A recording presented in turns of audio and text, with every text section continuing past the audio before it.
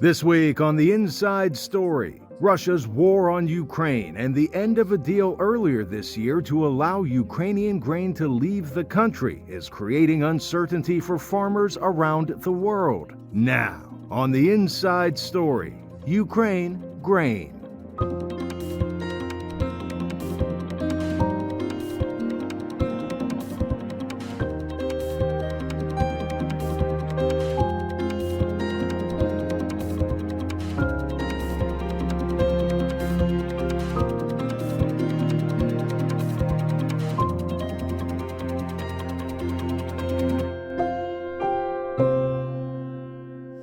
Welcome to The Inside Story. I'm VOA Midwest correspondent Kane Fairbaugh.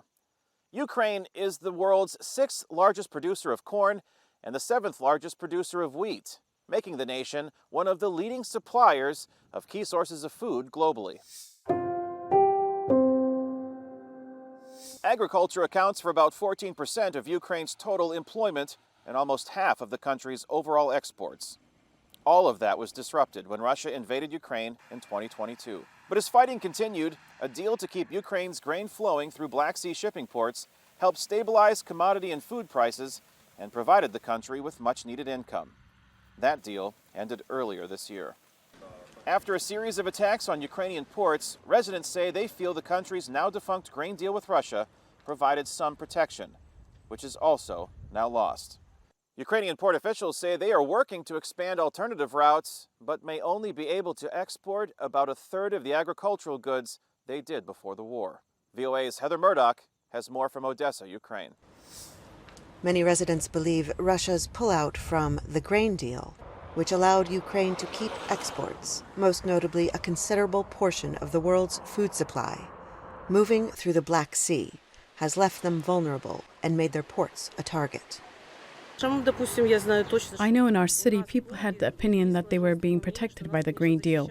It's true. I have the same opinion. My family has the same opinion.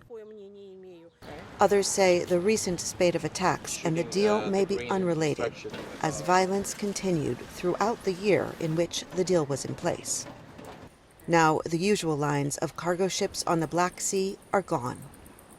But officials say food products are still moving, just at a much slower rate, and the consequences are vast. This is a problem not just for Ukraine, but our farmers need to sell their products and receive their money to seed next year's harvest. It's also a problem for the world. Because of the lack of food, prices are growing fast for all kinds of agricultural products. Global food prices rose as much as 20% when the Ukraine war began, but came back down after the grain deal was put into place. Prices are already again on the rise. The World Food Programme relies on Ukraine for more than half of the wheat it uses to feed the poorest people in the Middle East and Africa. Inside Ukraine, officials say they may be able to export roughly one-third the amount they did in pre-war years. But that's not enough to keep the farming industry thriving and port cities alive. We had rain and all the conditions for a good harvest. Unfortunately, in war conditions like this, we are happy for the harvest, but we wish it would come in a peaceful time when we can sell the grain without the threats to our lives, the ports, and our people.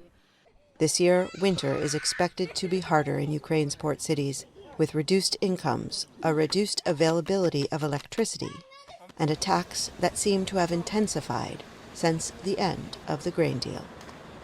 Heather Murdoch, VOA News, Odessa and Yuzhny, Ukraine. Russia's withdrawal from the Black Sea grain deal came just as Ukrainian farmers were harvesting wheat. When Russia followed up with attacks on Ukrainian shipping ports and grain hubs, it caused global grain prices to surge.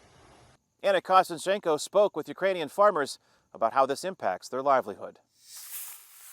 With 3 decades of farming experience, Ruslan Holub has cultivated valuable connections with prominent global traders. And even before Russia pulled out of a deal to allow Ukrainian grain shipments from Black Sea ports, he says Moscow purposely tried to delay those shipments. I have spoken to many traders, and all of them said that Russian inspectors only created unnecessary queues. Many ships were simply on hold. Ukraine has been working to establish new routes along the Danube River and land routes through Slovakia and Poland. But Holub says so far the Black Sea route remains the best. The sea lets us save on logistics. This affects the on-site production cost for farmers. Dutch farmer Kees Huizinga has been working in Ukraine for over 2 decades. He worries that he will lose his entire harvest if he cannot ship through the Black Sea routes. All this wheat here behind me, we will lose. It's a pity, but if we can't export it, we can't eat it all ourselves. So Black Sea is really the only option to get this stuff out. This year, Ukrainian farmers have seen a significant drop in grain prices. Holub says he and other farmers are selling their harvest for about $150 per ton, half the price of 2022. Currently, we are on the verge of zero earnings or even losses. How can this be? Ukrainian farmers are hardworking by nature, and they understand we will eventually return to the levels of income we once had. But it is essential to continue planting despite the current challenges. Ukrainians are counting on international partners like Turkey and the UN to ensure their grain exports on the Black Sea. Pavlo Lakichuk is from the Center for Global Studies. If necessary, under the auspices of the UN, Turkey can ensure the security of the grain corridor without Russia. The essence of this proposal lies in the fact that ships moving towards our ports and in the Black Sea Straits fly various flags from Togo to Turkey. Therefore, any attack by Russia on any ship would be considered an act of piracy. After withdrawing from the grain deal, Russia started shelling Ukrainian grain storage facilities. President Zelensky says bolstering air defense system at Ukrainian ports like Odessa could help mitigate threats and maintain stable global food prices. Anna Kostyuchenko for VOA News, Kyiv region, Ukraine. Even though these fields here in the Midwest state of Illinois may seem far away from the front lines, U.S. farmers are intently watching developments in Ukraine for clues about how the war will impact not just farmers abroad, but their own operations here at home. We don't want Ukraine to be on the losing end of this. Adam Brown's farm just outside Decatur, Illinois, is about 8,700 kilometers from the front lines of the war in Ukraine. But when artillery shells and missiles land half a world away, Brown feels the impact on his cornfields in the Midwest. We're reeling from the invasion of Ukraine because it really made everything topsy-turvy, unpredictable for us, and things haven't stabilized yet. First, says Brown, it started with increased prices for grain products. So we saw this vast ramp up, both in corn and soybean prices, which I farm here at B&B Farms. That's because markets reacted to the interruption of Ukraine's significant agricultural exports. Prior to the war, they were number 7 exporter of corn.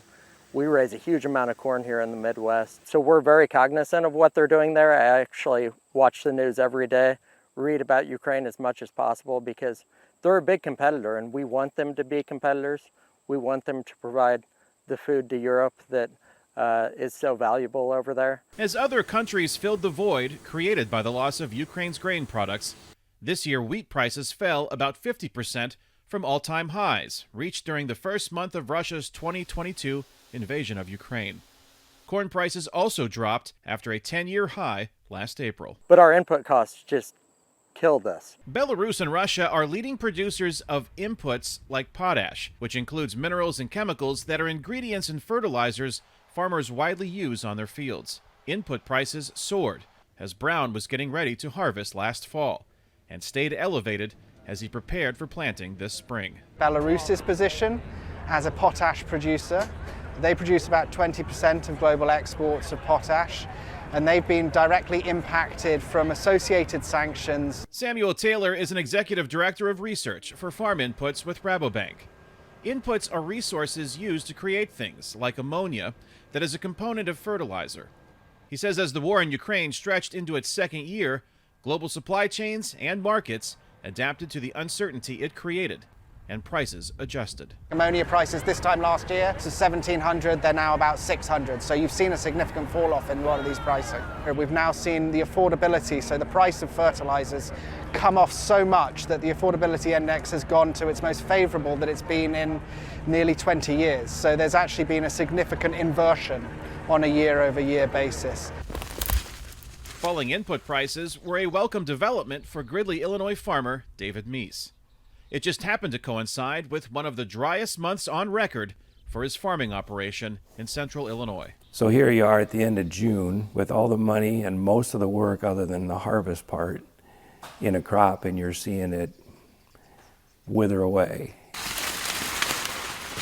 His withering crops were the most expensive he ever planted, thanks to those higher fertilizer costs resulting from international sanctions on Russia and Belarus. We were running out of gas, literally. Profitability was a huge concern for us throughout the summer because as we saw prices still elevated, we were afraid to sell our crop because of the drought conditions. Then, good fortune came to central Illinois, which went from almost no rainfall to 7 inches of precipitation in just 3 weeks. That's unheard of to get that much rain. While the rains eased concerns of a catastrophic drought, it coincided with Russia's announcement it was terminating a UN-brokered agreement that allowed the flow of grains like corn and wheat through Black Sea shipping channels.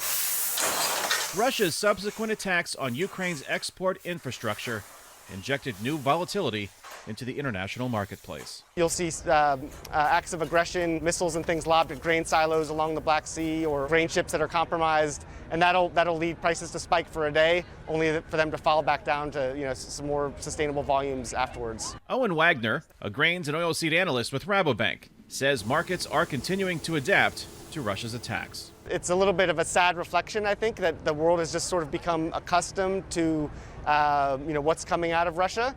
U.S. Secretary of Agriculture Tom Vilsack believes increasing market stability is also a result of Ukraine's resiliency as they establish other ways to export agricultural products. Ukraine has been working feverishly to create alternative routes and avenues. And I think there's now much more of an opportunity to move grain than there was, say, 12 months ago. Notwithstanding maybe the challenges on the Black Sea, there is now an inland route through Romania that is moving quite a bit of grain. So that's the good news. But farmer Adam Brown says the bad news is the decreased production coming from Ukraine. If you look at what they're planting currently, they've tilled about 25% less of their arable ground this year than they have prior to the war. So they're just not producing to the extent that they could. And what they are producing is still under attack from the Russians. So even if it's stored in a grain silo over in Ukraine, it's definitely not safe yet. Russia and Ukraine together account for about 20% of the world's wheat and corn exports. So if some of that supply is shut off, then there's going to be a shifting balance of trade demand. Joe Camp, Director of Managed Programs for Comstock Investments, an agricultural risk management firm, says the continuing lack of a Ukraine grain deal is renewing interest in U.S. supplies. Ukraine is a big supplier of our top customers like China, and so that'll have an impact of what's ahead in terms of U.S. trade demand. And I've heard people say that this will be good for us eventually in the long run because our commodity is going to be worth more. But both Meese and Brown are keenly aware as demand and prices continue to fluctuate, one person's gain could be another person's loss. Suddenly you're removing that big of a portion of the food supply. It gets alarming and really, quite frankly, it's very sad. I would probably literally trade my increased price if I knew people weren't starving over something like that. You know, it might spell better commodity prices for us, but that's not where we want to see our better prices come from. What we want to see is trade. We want to see better negotiations, better neighbors, and in turn, greater sustainability for the entire globe, really. Following Russia's invasion of Ukraine, the European Union allowed free trade of Ukrainian crops to help Ukrainian agribusiness. But the glut that resulted prompted some EU members to ban sales of Ukrainian grain and other agricultural exports within their borders, creating obstacles that have also threatened the flow of grain to world markets. VOA Eastern Europe Bureau Chief Miroslava Gangadze Reports from Warsaw, Poland.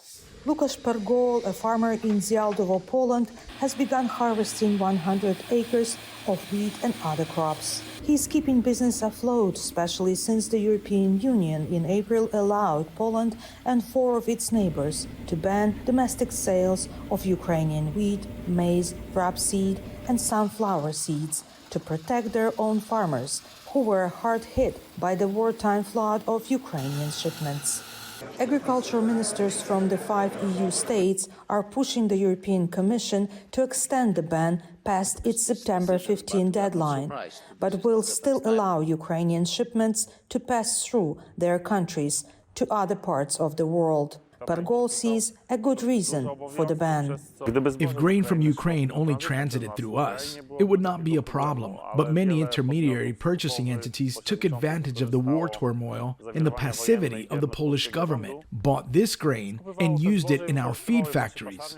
Rising fertilizer and fuel costs have negatively affected Polish farmers, making it difficult for them to compete with Ukraine's agricultural powerhouse. And Russia's bombing of Ukrainian ports, as well as potential Black Sea blockade, are restricting Ukraine's export, creating a problem for farmers inside and outside Ukraine and threatening the global food supply chain. Roman Slaston, Director General of the Ukrainian Agrarian Business Association, Agribusiness Club in Kyiv, says finding alternative routes via Poland and other countries is key to getting the grain out. Prior to ban, Ukraine could ship more than 1 million tons of grain each month, but the ban in April changed that.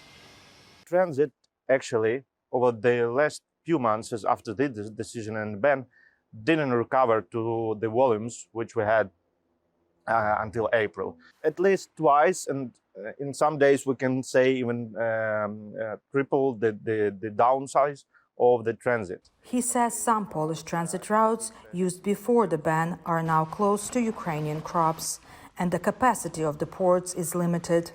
Marcin Nowacki, vice president of the Polish Union of Entrepreneurs and Employers, points out the need for new procedures, business models for transit, and enhanced infrastructure to prevent the diversion of Ukrainian grain into domestic markets. We need a grain storage somewhere next to Gdańsk harbor. This is something needed right now. If we want to make it easier, if we want to really enhance the capacity of transit, the dedicated grain facility for storage is needed. Slaston says Ukraine exported more than 68 million tons of grain in the past year, an amount sufficient to feed 400 million people worldwide annually. He predicts export this year will drop to 60 tons. From 400 million people in the world, which we were feeding with our grain, we will be able to provide food only for 200. So who will produce for the rest?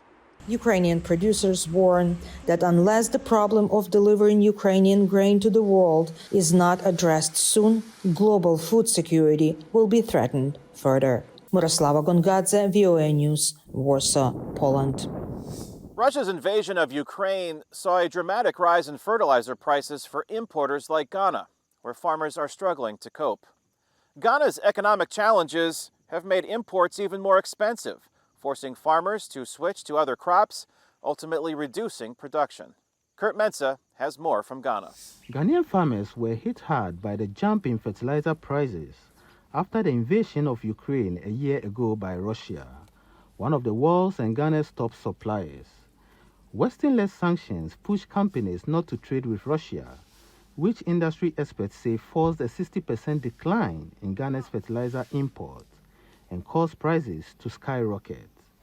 Farmers were forced to shift to crops that require fewer inputs, says Felix Kamasa, who also reduced his farmland by nearly a third.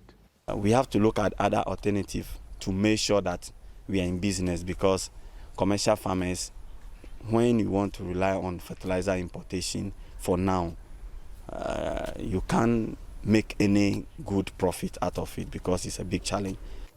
Fertilizer prices have stabilized since last year's spike, but are still roughly double what they were a year before the invasion, too expensive for most Ghanaian farmers. Ghana's economic problems have made imports even more pricey, as the currency, the cedi, dropped in value last year by more than half.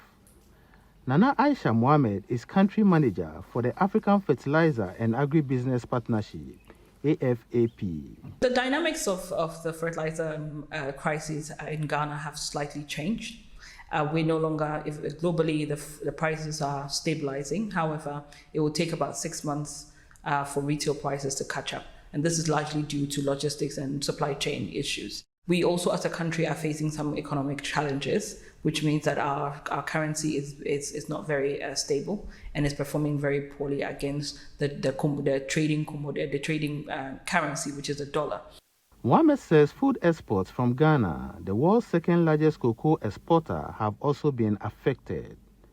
But Ghana Cocoa Board spokesman Fifi Boafo says a quick switch to organic chicken manure has helped farmers bridge the gap. Of quality, it is even better for us to rely on the poultry manure than the inorganic fertilizers we import, because that is natural. Apart from the fact that it is natural, it has shown that it rather builds the soil structure better than the inorganic fertilizers we import. The only challenge, however, is that coming by it is a bit more difficult compared to assessing the inorganic from the market. Ghana last April announced plans to build a $2 billion fertilizer plant for local production, but that will take about 4 years. Meanwhile, farmers like Kamasa are left reaping what they can as economic casualties in a war sown by Russia. Kent Mensah for VOA News, Akachi, Ghana. For Ukrainian farmer Yuri Voichenko, trying to work under the Russian occupation was, in his words, nothing but dead farm workers and injured cattle. Russian forces left his area in September of 2022, but they left behind a deadly legacy, mines, scattered throughout his fields near Kharkiv. Anna Kosanchenko has our story. The family of 43-year-old Yuri Vovchenko has been farming in the Kharkiv region for 5 generations, and he continues to do so today in the middle of a war, having endured months of Russian occupation. The Russians are gone, but the mines they planted in his fields remain. That has forced Vovchenko and his workers to clear this land over 6,000 hectares by hand. It was very dangerous to walk through these fields and prepare soil for sowing. But we are doing it to survive. If we don't do it this year, there will be little hope to survive the next one. Vovchenko gets the grain he sowed from a fellow farmer in central Ukraine. His stocks were burned by the Russians when they occupied the region from March 2022 to September 2022, and Vovchenko recalls feeling constant terror. They called us all Nazis, and you can't argue with a man who is pointing a gun at you. He recalls how they locked the cattle in the barns and wouldn't allow locals to feed the animals. He says they also put anti-personnel mines in the barns with the cattle. Vovchenko once had over 2,000 cows, only 200 survived. The cows would move, step on the mines, and get blown into pieces. Shrapnel also hit many of them, so if one cow stepped on a mine, another 2 or 3 next to it would get hit and bleed to death. Before the war, Vovchenko worked with a French yogurt producer operating in Ukraine. Today, however, he is selling his milk at a local market to get at least some money. This income goes to paying his workers. He estimates the Russian invasion cost him some $15 million since the start of the war. And while this damage is repairable, some other losses are not, says Vovchenko. During the occupation, Russian forces captured 6 of his workers, tortured them, and then burned them alive. After the deoccupation, DNA analysis showed that these were our people that were burned in cellars. Before the war, Vovchenko's farm gave some 250 people jobs. Today, it is one of the only places in the town of Balaklia that provides the community with work. Anna Kostyuchenko for VOA News, Kharkiv region, Ukraine. Thanks for joining us on The Inside Story. You can connect with us on Facebook and Instagram at VOA News. You can also visit our website anytime at voanews.com. You can also catch past episodes on our free streaming service, VOA Plus. I'm Kane Fairbaugh, and we'll see you next week on The Inside Story.